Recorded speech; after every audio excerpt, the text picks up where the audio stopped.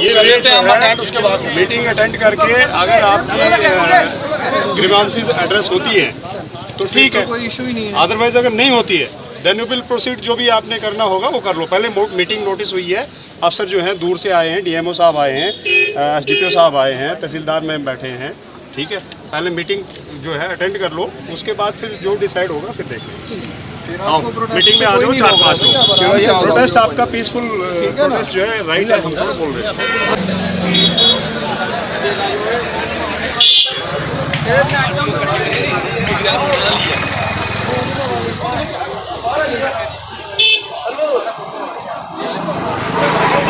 ਜਿਹੜੀ ਟੀਮ ਅੰਦਰ ਗਈ ਦੀ ਹੈ ਉਹ ਗੱਲ ਚੱਲੇ ਦੀ ਹੈ।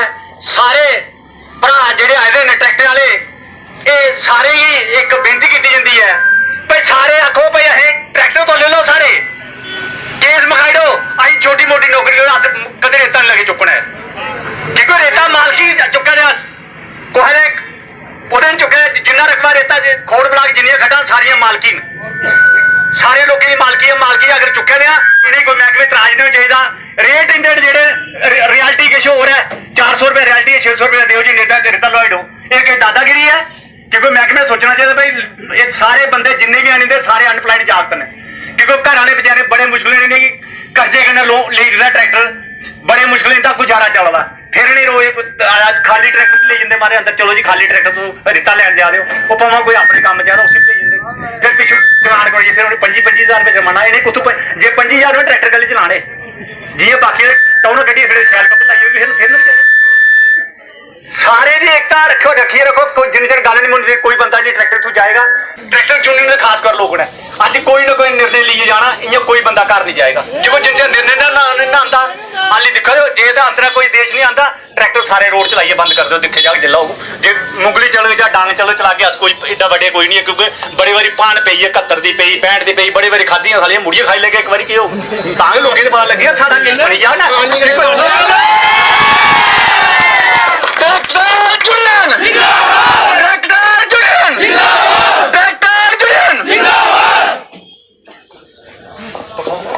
हमारा मेन मोटिव पता क्या है, यहाँ बॉर्डर तहसील है जे खोड़, यहाँ के गरीब किसान हैं जे, यहाँ से आगे माइग्रेशन कितनी बार हो चुकी है। जो अच्छे पढ़े लिखे लोग हैं, पढ़ लिख कर वो जहाँ से माइग्रेशन कर जाते हैं, जो लोग बेरोजगार हैं वो लोग ही जहाँ पे रहते हैं। उनके पास 1 एकड़ से लेकर 4 एकड़ तक की ज़मीन है कुल, और उसमें वो खेती बाड़ी करते हैं। तो उसमें से आप देख लीजिए कितना प्रॉफिट उनको मिल सकता है, वो प्रॉफिट कोई नहीं मिलता। पेरेंट्स ने उन्हें ट्रैक्टर लेकर दिए हैं ताकि वो रोज़गार करें, कोई सरकार भी कहती है कि रोज़गार करो। बैंक लोन लिए हुए हैं, उनको किस्त देने के लिए भी दिक्कत हो रही है। सबसे पहली बड़ी दिक्कत ये है कि हमारी लोकल खड्ड जो हैं, जहाँ से रेता वगैरह लाते हैं वो लाना, हाँ लोहाकी खड्ड होगी या जोड़ियाँ वाली, ये बकोर वाली खड्ड है। कंसर्निंग छोटी खड्डें जो हैं, जो मालकी खड्डें हैं, उनमें से भी रेत नहीं लाने देते। अगर कोई लेके जाता है रेत लेने के लिए तो उसे पुलिस पकड़ के ले जाती है। दूसरी डिमांड ये है कि यहाँ से खनन करके बाहर ले जा रहे हैं लोग, लोकल को नहीं लेने देते। ये प्राइम मिनिस्टर आवास योजना चली है, उसी के विषय में आप, हाँ वो भी हमारी डिमांड है, एक वो वर्निंग इशू है सबसे बड़ा। और किसानों की दूसरी हमारी ये प्रॉब्लम ये है, हमारे जो ट्रैक्टर खाली भी जाए कहीं पर भी आगे पीछे अपने काम करने के लिए, उन्हें भी पुलिस पकड़ के ले जाती है और उन्हें फाइन कर रहे हैं। उन्हें कहते कागज़ बताओ, किसी ढंग से भी वो उन्हें हरास कर रहे हैं। हरास करने का काम पुलिस ने लगातार पिछले 15-20 दिनों से किया है। हम 3-4 बार पिछले 1.5 महीने से एसडीएम साहब के पास आए हैं, हमें उन्हें बताया कि ये हमारी वर्निंग इशू है, इनके ऊपर हमें कुछ ना कुछ इन लोगों को छूट मिलनी चाहिए। लोकल है, यहाँ के बॉर्डर तहसील है, इनके पास और क्या रोज़गार है। ट्रैक्टरों के लोन लिए हैं लोगों ने, वो किस्त नहीं दे पाते। प्राइम मिनिस्टर जो आवास योजना जो आई है, प्रधानमंत्री आवास योजना, वो जो आई है आवास योजना के लिए, वो पैसे मिले हैं लोगों को गांव में मकान बनाने के लिए, म्यूनसिपैलिटी में भी मिले हुए हैं। वो कहाँ से लेंगे मटेरियल? ठेकेदार काम नहीं करते क्योंकि वो रेत बजरी पत्थर नहीं ला सकते। तो ये समस्या थी हमारी मेन, और इसके ऊपर हम बात कर रहे हैं। दूसरी बात यह है, क्रैशर की ये समस्या है। क्रैशर वाले वो खड्ड से उठाते हैं मटेरियल, रॉ मटेरियल उठा रहे हैं, उन्हें कोई नहीं पूछता। वो पता नहीं कैसे उठाते हैं, उनकी क्या मिली भगत है प्रशासन के साथ। हाँ, रेट उनका ये है 1500 बिल पर है। बिल जो देते हैं हमें वो देते हैं 1500 का और चार्ज करते हैं हमें 2000 2200 मन मर्जी के साथ। प्रदर्शन है आपका क्या सरकार के विरुद्ध है या प्रशासन के विरुद्ध? प्रशासन के विरुद्ध है क्योंकि ये सरकार की पॉलिसी पे आप नहीं बोलेंगे ये सरकार की मेरी बात- वो होगी सरकार की एक पॉलिसी। एक सर प्रश्न है, हाँ एक जी। सर जनरल प्रश्न है। पॉलिसी सरकार ने बनाई हाँ जी। जब माइनिंग सरकार ने बैन की है खड्डों की तो पुलिस तो रोकेगी नहीं, जहाँ- पुलिस तो रोकेगी।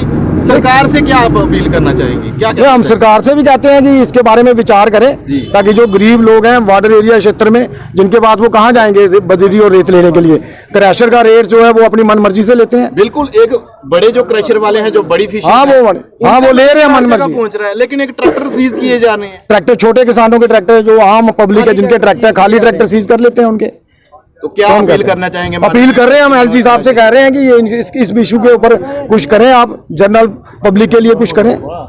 हाँ, नोटिस आपको निकाला है ना मीटिंग के लिए कि हाँ आज जी। मीटिंग कॉल करी हुई है। तो आकर के तो मीटिंग में अफसर आए हैं, इसीलिए जब नहीं होता है दिन ठीक है आ जाओ। आ रहे हैं हम 4-5 लोग आ रहे हैं। आ जाओ। ऐसा मतलब ना अब जर्नल परसेप्शन में ये जो मैं आपको बताऊं बैकग्राउंड क्या थी। कल इन्होंने एसडीएम ऑफिस में एक रिप्रेजेंटेशन दी थी कि हमारे कुछ पॉइंट्स हैं।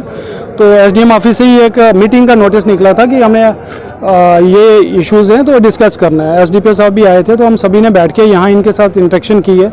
इनके एक दो मुद्दे थे कि मटेरियल हमें थोड़े रेट ज़्यादा पे मिल रहा है। दूसरा एक मुद्दा इनका था कि हमें मटेरियल जो है वो रेट क्या है सर थोड़ा आप बताएंगे? वो मैंने रेट इनको सर्कुलेट कर दी है। हर मटेरियल का एक है। पहुंच जाएगा ना public? मैं ये बताना चाहता हूँ कि अलग मिनरल का अलग रेट है। जैसे अगर क्रशर से सैंड ले रहे हो तो 15 रुपये क्यूबिक फीट है। अगर मानो आप सैकड़ा मानोगे तो 1500 रुपये। तो ऐसे हर रेट का अलग है। एग्रीगेट का 14 रुपये है, खड का है उसमें अलग अलग किया। अगर सैंड लेना तो 4 रुपये है, 400 रुपये। और उसके बाद अगर लोडिंग अगर जो लस्सी है खुद करके देता तो 150 रुपये आपको और देना है सैकड़े का।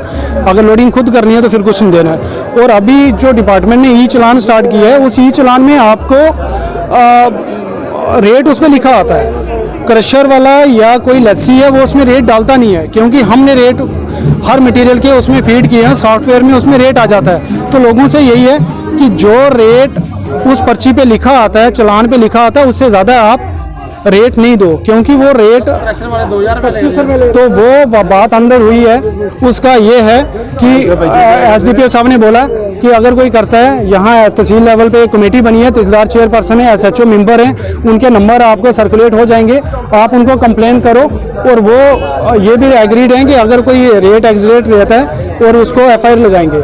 तो ये अंदर इन सभी से बैठ के यही डिस्कशन हुई है। रही बात कि मटेरियल यहाँ से कहीं से भी उठाने का, हमारी एनजीटी की गाइडलाइन है कि आप ऑक्शन ब्लॉक से ही कोई मटेरियल उठा सकता है।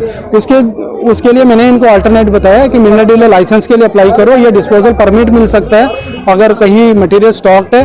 और यहाँ जो लोग इलीगल स्टॉकिंग या डंपिंग कर रहे हैं उनके पास ज़मीन अपनी होती है, मलकियत होती है, उसी जगह पे ये लीगल एमडीएल चला सकते हैं।